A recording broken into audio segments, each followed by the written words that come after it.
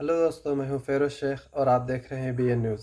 अगर आप भी गोदी मीडिया का विरोध करते हैं तो इस चैनल को सब्सक्राइब कीजिए, लाइक कीजिए और इस वीडियो के बारे में कमेंट बॉक्स में अपनी राय को पेश कीजिए। जो महंगाई पर अक्षय कुमार, अनुपम खेर जैसे लोग साइकिल निकालने की बात कर रहे थे, गाड़ियों पर तेल छिड़क कर जलाने की बात कर रहे थे, अन्ना हजारे जैसे कुंभकर्ण 6 महीने के लिए सोता था, ये तो कुंभकर्ण के रिकॉर्ड को फेल कर दिया। 7 साल से ये दलाली और मुजरा गा रहा है। रालेगांव सीधी में बैठकर साधु बनकर आया था रामदेव। सबको कहा काम छोड़ो योग करो, काम छोड़ो योग करो। पूरी भारत ने योग करना शुरू कर दिया और इसने काम करना शुरू कर दिया। वीडियो बहुत ज़्यादा वायरल हो रही है। एक MBBS डॉक्टर कह रहे हैं कि 1 चम्मच जो है गाय का गोबर खाने से स्वास्थ्य ठीक रहेगा। आपका क्या राय है? देखिए, ये भारत का राष्ट्रीय जोकर है डॉक्टर। इसने स्वास्थ्य विज्ञान से संबंधित किताबों को नहीं पढ़ा। अगर ये पढ़ा होता तो इस तरीके की बातें नहीं करता। ना ही इसे धार्मिक शास्त्रों का ज्ञान है। आपने रामायण देखी होगी, रामायण में साफ दिखाया गया, हमने रामायण पढ़ी है। रामायण में जब प्रभु श्री राम के भाई मेघनाथ के द्वारा मूर्छित किए जाते हैं, तब संजीवनी बूटी मंगाई जाती है, तब सुसैन वैद्य को बुलाया जाता है। इसका मतलब साफ है कि दवाई और डॉक्टर की ज़रूरत है। आप धन्वंतरी के नाम से जानते होंगे, जो आयुर्वेद के जनक कहे जाते हैं। यूनानी पद्धति है, हेमियोपैथ की पद्धति है। आपने चरक संहिता पढ़ी होगी। एलोपैथ है, हेमियोपैथ है, तो देसी दवाइयाँ होती। तो बगैर दवाई का हमने जो पढ़ा है, चूँकि हमने जो ज्ञान अर्जन किया है वो जो मानव समाज के बीच का ज्ञान है वो पढ़ा है। हमने व्हाट्सएप यूनिवर्सिटी से ज्ञान प्राप्त नहीं किया है। देखिए पंकज जी, वो एक MBBS डॉक्टर है। MBBS डॉक्टर पर भरोसा होता है लोगों को।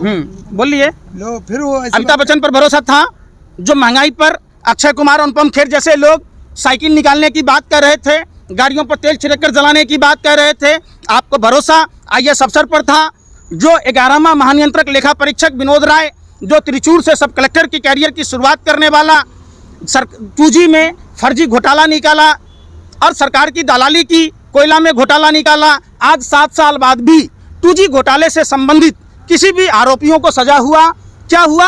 विनोद राय को बैंक बोर्ड ब्यूरो का चेयरमैन बना दिया गया, रेलवे कायाकल्प समिति का चेयरमैन बना दिया गया, BCCI का चेयरमैन बना दिया गया, अंतर्राष्ट्रीय समितियों का सदस्य बना दिया गया, पद्म सम्मान दे दिया गया।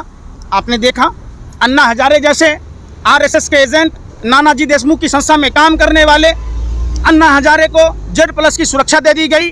अन्ना हजारे जैसे कुंभकर्ण 6 महीने के लिए सोता था, ये तो कुंभकर्ण के रिकॉर्ड को फेल कर दिया। 7 साल से ये दलाली और मुजरा गा रहा है रालेगांव सीधी में बैठकर। और मानो कि सत्ता का फेविकॉल इसके गले में अटक गया हो, ये गूंगा और बहरा हो गया हो, एक शब्द भी नहीं बोलता। कहाँ है जन लोकपाल, कहाँ है भ्रष्टाचार, कहाँ है काला धन, कहाँ है महिला सुरक्षाओं की बात, कहाँ है बेरोजगारों की बात, कहाँ है मंदी अर्थव्यवस्था की बात। तो जब अन्ना हजारे जैसे लोग, जो गांधी के विचारों पर चलने की बात कहने वाला, जब दलाली और भरवागिरी कर सकता है, तो आप सोच सकते हैं कि क्या उम्मीद कर सकते हैं। उसी करीब में साधु के बेस में लुटेरे हैं देश में। साधु बनकर आया था रामदेव। सबको कहा काम छोड़ो योग करो, काम छोड़ो योग करो। पूरी भारत ने योग करना शुरू कर दिया और इसने काम करना शुरू कर दिया। जिसको जिन्स से खुजली होती थी, फटे हुए जिन्स भिखारियों के लक्षण नजर आते थे, जब अपने ही आउटलेट्स में लाला हरामदेव कानिया बाबा ने 3000 प्रोडक्ट जिन्स के लॉन्च कर दिए। लाखों बरस हिमालय की गोद में जो नमक था वो सर नहीं रहा था। जब से ये कानिया लाला हरामदेव अल बालकृष्ण ने टोकरी और कुदाल लेकर नमक खोद के लाया, नमक पर एक्सपायरी डेट लिखने लग गया, शहद में चीनी लाकर बेचने लग गया। इसका 50 टन लाल चंदन दिल्ली एयरपोर्ट पर पकड़ा गया। समझिए, उसी में आया जनरल BK सिंह, सेना का अधिकारी, जो अपने को बहुत ईमानदार कहता था। आज सांसद और मंत्री बनने के बाद कहाँ मुजरा गा रहा है, आपको भी पता है। किरण बेदी जैसे ईमानदार IPS महिला अधिकारी, जो अपनी ईमानदारी के लिए जानी जाती थी, आज झूठ, मक्कार और बेईमानी के लिए जानी जाती है, सत्ता की दलाली के लिए जानी जाती है, जो उपराज्यपाल बनकर आज चुप और मौन है। तो इस करीब में आप अगर देखेंगे, नरेंद्र मोदी जी लगातार 2014 से ज़्यादा झूठ बोल रहे।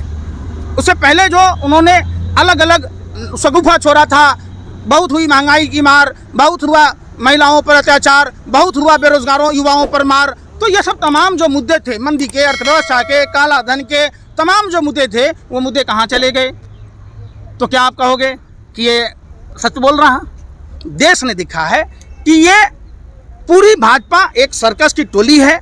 अगर आपके बच्चे जिद करें कि हमें सर्कस ले चलो, तो आप भाजपा कार्यालय चले जाना, भाजपा के नेताओं का चेहरा देख लेना। देश के सारे राष्ट्रीय जोकर, सारे जानवर वही मिलेंगे जो अलग अलग शकूफे छोड़ते हैं। जानवर के बच्चे को यह पता है कि माँ का दूध पीने से विकास होगा, मूत्र पीने से नहीं होगा, गोबर खाने से नहीं होगा। और फिर डॉक्टर ने, मित्तल ने कहा, हमें बहुत बेहद शर्म के साथ कहना पड़ रहा है कि जहां मित्तल जैसे डॉक्टर खुले सांड की तरह आज़ाद है, वहीं डॉक्टर कफील जैसे गरीबों के मसीहा, जिसको बर्खास्त करने के बाद बर्खास्त कर दिया गया, परेशान किया जाता रहा, जो गरीब बच्चों को बचाया, उस डॉक्टर को बर्खास्त कर दिया गया। बताओ क्या कसूर था? पुष्पा सेल ने अपना बकाया राशि नहीं देने के एवज में ऑक्सीजन बंद कर दिया, और ये चिट्ठी पुष्पा सेल के अधिकारियों ने डॉक्टर हर्षवर्धन को, जो तत्कालीन स्वास्थ्य मंत्री थे, को दिया। तब उस पर कार्रवाई होना चाहिए दोषी लोगों पर। 4 समितियों ने डॉक्टर कफील की इंक्वायरी की।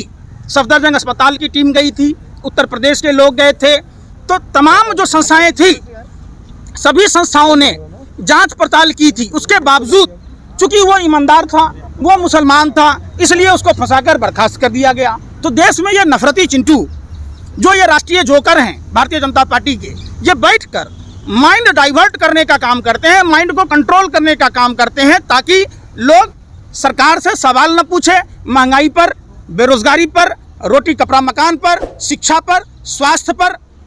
और प्रदूषण अभी सबसे बड़ी समस्या है। आप लोग मीडिया के साथियों के दिमाग में, जहन में नहीं है, जितना कोरोना में लोग नहीं मरे, उतने प्रदूषण से लोग मर रहे। प्रदूषण पर चर्चा नहीं हो रही। WHO की रिपोर्ट कहती है कि हर 5 में से 1 बच्चा सांस संबंधी तकलीफों के कारण मौत हो रही है। हरियाणा में लग तो रहा है लॉकडाउन, कहाँ नहीं हो रही है? हरियाणा में अरे लॉकडाउन लगाना समस्या का समाधान है? कहाँ से पत्रकारिता कितने साल से करते हो? अरे आप लोग बंद करो अपनी दुकानदारी भैया। आप सवाल पूछो सरकार से कि कारखानों से 30% पॉल्यूशन फैलता है, और उसके बाद जो ट्रांसपोर्ट सिस्टम है, अवैध पार्किंग और जाम की समस्या से 40% फैलता है। जो कंस्ट्रक्शन के काम होते हैं, जहां बालू, मिट्टी का धूल जो हवा में फैलता है, उससे 17% होता है, और 4% किसानों के पराली से होता है। ये मैं नहीं कह रहा, ये 9 अगस्त को राज्यसभा में एक सवाल के जवाब में भाजपा के लोगों ने बयान दिया था, सुप्रीम कोर्ट में हलफनामा दिया था। वही बात हो गई, गरीब की बीवी सबकी भाभी। लोग किसानों पर ठीकरा फोड़ते रहे कि किसान पराली जलाता है तो दिल्ली में प्रदूषण होता है, लेकिन यह ठीकरा नहीं तोड़े कि जो अमीर गाड़ियों में चलते हैं, जो अवैध पार्किंग, अवैध जाम की समस्या है, जिससे हमारे भारत की आने वाली पीढ़ी, क्या जम्मू कश्मीर, क्या बिहार, क्या बंगाल, और सबसे नंबर 1 में तो उत्तर प्रदेश है, जिसको प्रधानमंत्री नंबर 1 बनाते हैं। क्या उत्तर प्रदेश जैसे राज्यों के चुनावों में प्रदूषण समस्या बनेगी? इस पर सवाल कोई नहीं पूछता। कितने लोगों को लंग के कैंसर और हृदय से संबंधित बीमारियां, हार्ट अटैक जैसी बीमारियां प्रदूषण के कारण होती है, डायबिटीज जैसी बीमारियां होती है, इस पर चर्चा नहीं होती। चर्चा होती है अलूल जलूल बातों पर। उसने गोबर खा लिया, उसने महात्मा गांधी को ये कह दिया थप्पड़ खाने से आज़ादी नहीं मिलती, भीख मांगने से आज़ादी मिली है। अरे भैया, आज़ादी कल लाला लाजपत राय जी को श्रद्धांजलि दिया था, आज बटुकेश्वर दत्त जी को भी श्रद्धांजलि सुमन अर्पित करते हैं। खुदीराम बोस, भगत सिंह, चंद्रशेखर आज़ाद, सुखदेव, राजगुरु, अशफाक उल्लाह खां, मौलाना अब्दुल कलाम आज़ाद, पंडित नेहरू, महात्मा गांधी जैसे लोगों ने, क्रांतिकारियों ने अपना खून पसीना बहाया था, फांसी के फंदे को चूमा था, तब जाकर देश को आज़ादी मिली थी। आज एक साजिश के तहत, षड्यंत्र प्रयोग के तहत अपने ही देश के लोगों को गुमराह कर ये लोग, सत्ता के हवसी दरिंदे लोग, राजनीतिक रोटियां